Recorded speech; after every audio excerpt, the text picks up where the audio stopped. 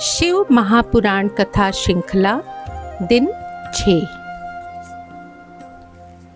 शिव महापुराण की सतत श्रृंखला के रूप में आगे बढ़ते हुए आज हम बात करेंगे ज्योतिर्लिंग की महिमा और शिवलिंग की उपासना का रहस्य। ओम नमः शिवाय। देवों के देव महादेव त्रिलोकीनाथ सदाशिव नीलकंठ भगवान शिव को मेरा कोटि कोटि प्रणाम। प्रिय शिव भक्तों, दैवी वाणी की शिव महापुराण कथा श्रृंखला के छठे दिन में आपका हार्दिक स्वागत है। पिछली कथा में हमने सुना कि भगवान ब्रह्मा और भगवान विष्णु के समक्ष स्वयं भगवान सदाशिव अनंत ज्योतिर्लिंग के रूप में प्रकट हुए। भगवान विष्णु ने सत्य और विनम्रता का मार्ग अपनाया, जबकि ब्रह्मा के प्रसंग में हमें यह शिक्षा दी कि अहंकार और असत्य मनुष्य को परम सत्य से दूर ले जाते हैं। आज की कथा उसी दिव्य प्रसंग को आगे बढ़ाती है। जब भगवान शिव ने ब्रह्मा और विष्णु को सत्य का उपदेश दिया, तब दोनों देवताओं ने अत्यंत विनम्र होकर उनके चरणों में प्रणाम किया। भगवान विष्णु ने हाथ जोड़कर कहा, हे देवाधिदेव, आज हमें ज्ञात हुआ कि आप ही अनादि अनंत और परम ब्रह्म हैं। किंतु एक प्रश्न हमारे मन में है। आपने अनंत ज्योति स्तंभ का स्वरूप क्यों धारण किया और यह ज्योतिर्लिंग क्या दर्शाता है?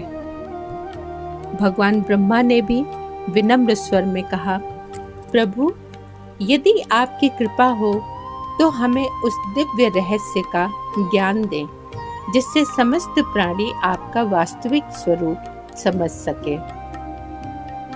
भगवान शिव मंद मंद मुस्कुराए। उनके मुखमंडल से ऐसी करुणा झलक रही थी मानो स्वयं करुणा ने ही शरीर धारण कर लिया हो। उन्होंने कहा, हे ब्रह्मा, हे विष्णु, जिस अनंत ज्योति का तुमने दर्शन किया वही मेरा वास्तविक स्वरूप है। उसका ना कोई आदि है ना कोई अंत है।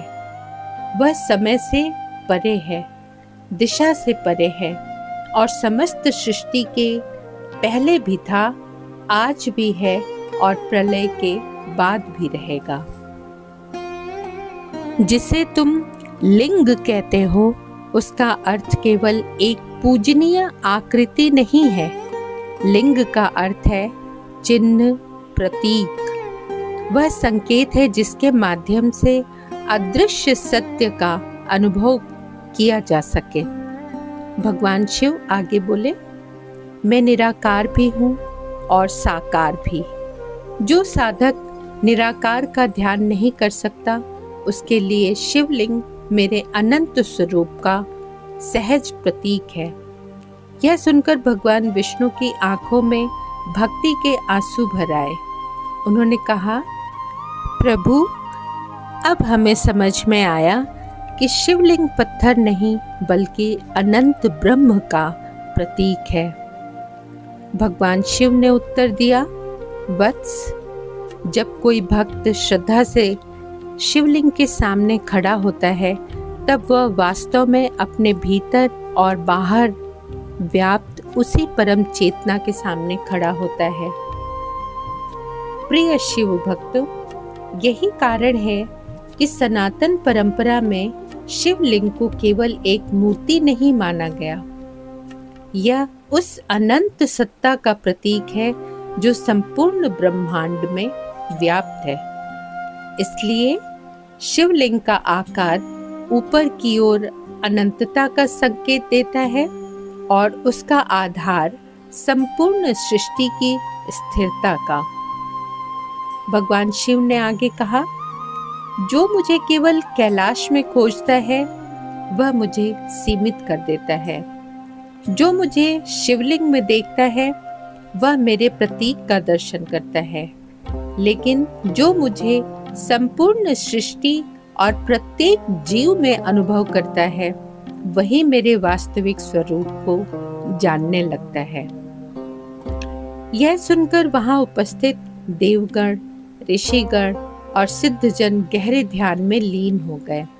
ऐसा प्रतीत होने लगा मानो संपूर्ण ब्रह्मांड ओम की अनाहत ध्वनि से स्पंदित हो रहा है। भगवान विष्णु ने पुनः प्रश्न किया, हे महादेव, यदि कोई साधारण मनुष्य आपकी उपासना करना चाहे तो वह किस प्रकार करे कि उसे आपकी कृपा प्राप्त हो? भगवान शिव मुस्कुराए। उन्होंने कहा, हे विष्णु, यही प्रश्न समस्त मानव जाति के कल्याण का मार्ग खोलता है। अब मैं तुम्हें शिवलिंग की पूजा का रहस्य बताऊंगा। भगवान शिव के मुख से यह वचन सुनते ही समस्त देव सभा शांत हो गई। ब्रह्मा, विष्णु, ऋषिगण और देवगण पूर्ण श्रद्धा से उनकी ओर देखने लगे। भगवान शिव बोले, हे विष्णु, हे ब्रह्मा, युगों युगों तक असंख्य जीव इस संसार में जन्म लेंगे।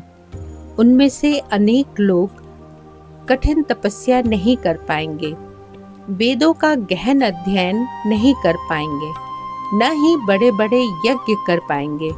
इसलिए मैं उन्हें एक सरल और सहज मार्ग बताता हूँ, श्रद्धा से शिवलिंग की उपासना। भगवान विष्णु ने विनम्रता से पूछा, प्रभु, क्या केवल शिवलिंग का दर्शन भी पुण्यदायक है?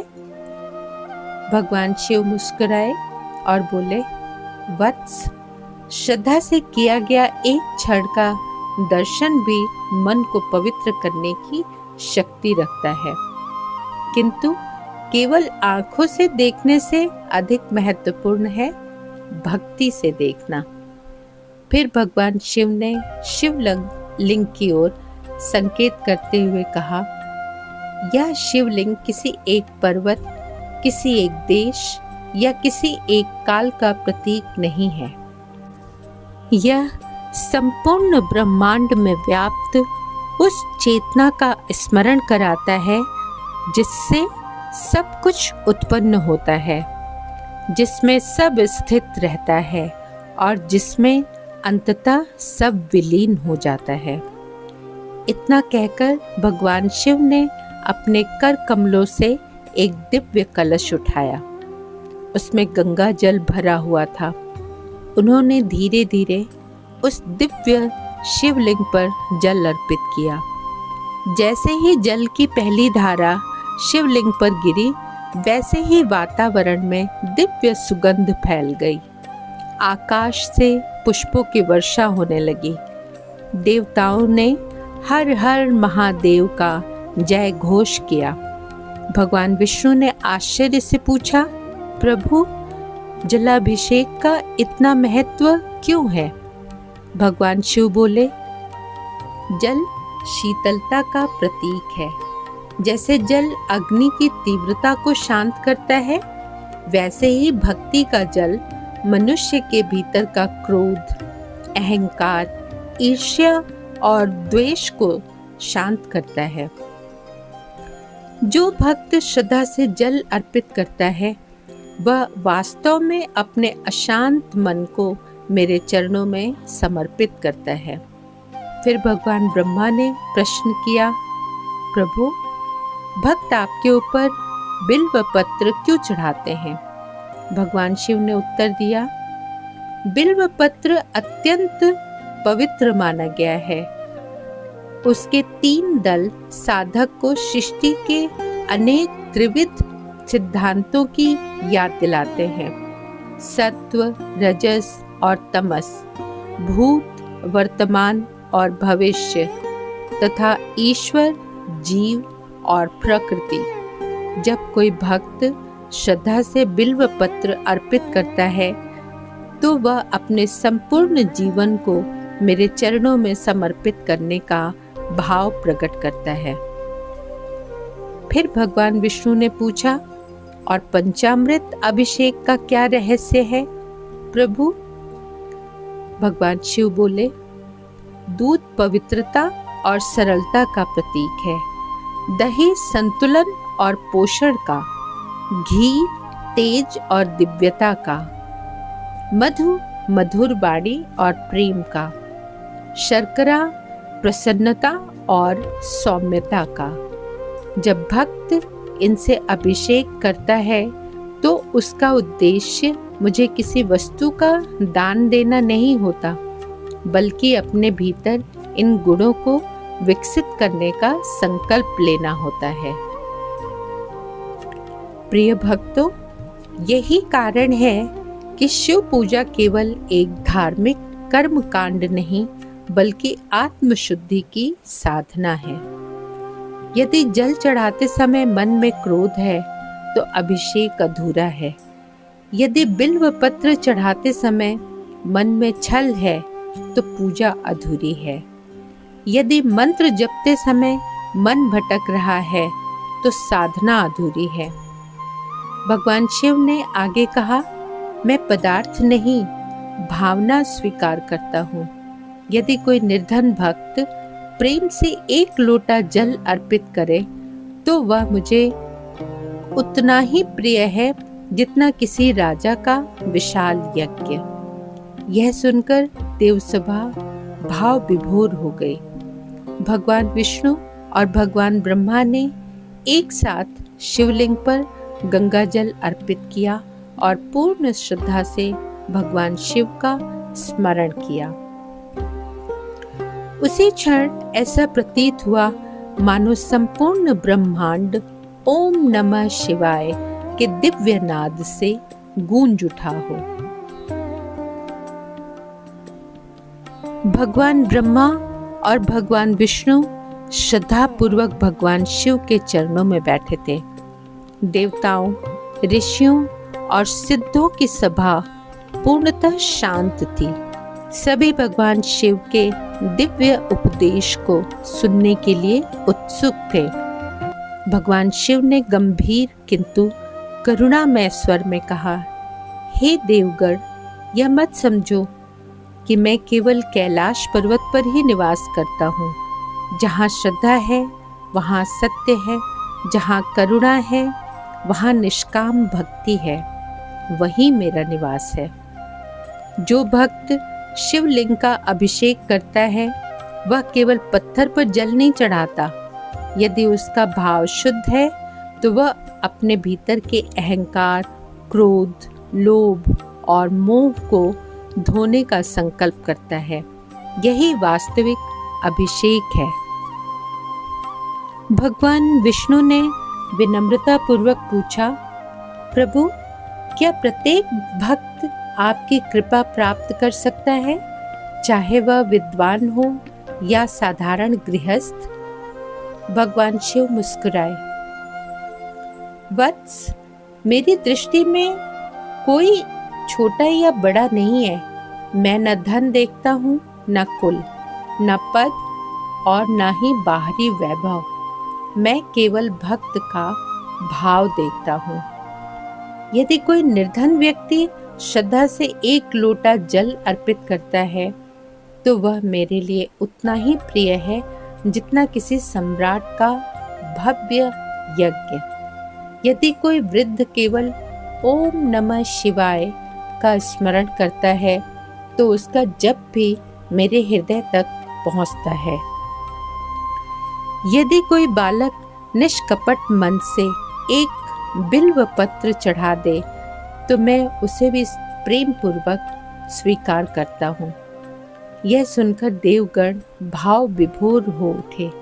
भगवान शिव आगे बोले, सावन का महीना विशेष इसलिए है क्योंकि इस काल में प्रकृति स्वयं तप, शुद्धि और नवजीवन का संदेश देती है। वर्षा की प्रत्येक बूंद मनुष्य को स्मरण कराती है कि जैसे धरती धुलकर हरित हो जाती है, वैसे ही भक्ति से मन भी निर्मल हो सकता है। जो भक्त सावन में संयम रखता है, सत्य बोलता है, क्रोध पर नियंत्रण करता है, सेवा करता है और श्रद्धा से शिवलिंग का अभिषेक करता है, उसका मन धीरे धीरे शांत होने लगता है। याद रखो, पूजा का सबसे बड़ा फल केवल सांसारिक इच्छाओं की पूर्ति नहीं है। पूजा का सर्वोच्च फल है मन की शांति, विवेक का जागरण और आत्मा का परमात्मा की ओर अग्रसर होना। भगवान ब्रह्मा ने हाथ जोड़कर कहा, प्रभु, आज हमें ज्ञात हुआ कि शिवलिंग संपूर्ण ब्रह्मांड में व्याप्त आपके अनंत स्वरूप का प्रतीक है। भगवान विष्णु ने कहा, और आज हमने यह भी समझ लिया कि सच्ची पूजा बाहरी आडंबर में नहीं बल्कि निर्मल हृदय में है। भगवान शिव ने दोनों देवों को आशीर्वाद देते हुए कहा, हे ब्रह्मा, हे विष्णु, अब तुम इस ज्ञान का प्रचार करो ताकि कलयुग में भी भक्त सत्य, भक्ति और धर्म के मार्ग पर चल सकें। इतना कहकर भगवान शिव का तेज पुनः उस दिव्य ज्योतिर्लिंग में समाहित होने लगा। संपूर्ण आकाश ओम की अनाहत ध्वनि से गूंज उठा। देवताओं ने पुष्प वृष्टि की, ऋषियों ने वेद मंत्रों का उच्चारण किया, गंधर्वों ने भगवान शिव की स्तुति में मधुर गान किया। भगवान ब्रह्मा और भगवान विष्णु ने एक साथ उस दिव्य ज्योतिर्लिंग की परिक्रमा की और पूर्ण श्रद्धा से प्रणाम किया। प्रिय शिव भक्तों, आज की कथा हमें 5 अमूल्य शिक्षाएं देती है। पहली, शिवलिंग केवल पूजा की वस्तु नहीं बल्कि अनंत शिवत्व का प्रतीक है। दूसरी, अभिषेक का वास्तविक अर्थ अपने मन को शुद्ध करना है। तीसरी, भगवान शिव बाहरी वैभव से अधिक निष्कपट भक्ति को स्वीकार करते हैं। चौथी, सावन केवल एक महीना नहीं बल्कि आत्मचिंतन, संयम और साधना का पावन अवसर है। पांचवी, ओम नमः शिवाय का श्रद्धापूर्वक जप मन को शिवत्व के निकट ले जाता है। आइए हम सभी भगवान भोलेनाथ के चरणों में यह संकल्प लें, हे महादेव, हमारे भीतर सत्य, करुणा, धैर्य और विनम्रता का प्रकाश जगाइए। हमारी पूजा केवल कर्म कांड न रहे बल्कि जीवन का आचरण बन जाए। पूरे श्रद्धा भाव से 3 बार बोलिए, ओम नमः शिवाय, ओम नमः शिवाय, ओम नमः शिवाय। हर हर महादेव। प्रिय भक्तों, कल दिन 7 की कथा में हम शिव महापुराण के उस अत्यंत प्रेरणादायक प्रसंग की ओर बढ़ेंगे जहां भगवान शिव की कृपा, भक्ति के शक्ति और साधक के जीवन में आने वाले परिवर्तन का एक नया अध्याय प्रारंभ होता है। तब तक भगवान भोलेनाथ की कृपा आप सभी पर बनी रहे। हर हर महादेव। ओम नमः शिवाय।